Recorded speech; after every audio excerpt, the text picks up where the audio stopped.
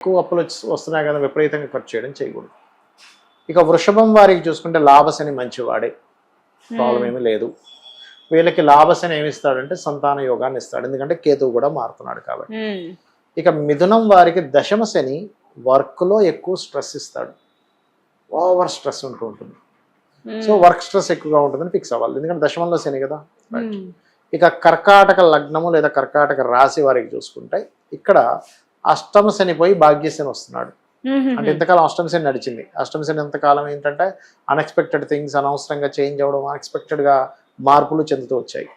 ఇప్పుడు ఎప్పుడైతే భాగ్యస్థానంలోకి శని వస్తాడో అది ఇచ్చేటువంటి రిజల్ట్ ఏమిటి అని చెప్పి చూసుకున్నట్లయితే పర్టికులర్ గా తండ్రికి సంబంధించిన విషయంలో, గురువులకు సంబంధించిన విషయంలో, హైయర్ ఎడ్యుకేషన్ రిలేటెడ్ సంబంధించిన విషయంలో వీళ్ళకి కొంత స్ట్రెస్ ఉంటుంది. అలాగే కొంచెం బ్యాంక్ ట్రాన్సాక్షన్స్ పెద్ద మొత్తంలో ఏదైనా మనీ ట్రాన్స్ఫర్ చేసేటప్పుడు కొంత జాగ్రత్తగా ఉండాలి, కరెక్ట్ అవ్వాలి. బట్ వీళ్ళు కొన్ని శుభకార్యాలు ఇట్లాంటివన్నీ కూడా జరుగుతాయి, కొన్ని అగ్రిమెంట్స్ క్లోజ్ అవ్వడం, ఎందుకంటే కేతు కూడా మారుతున్నాడు.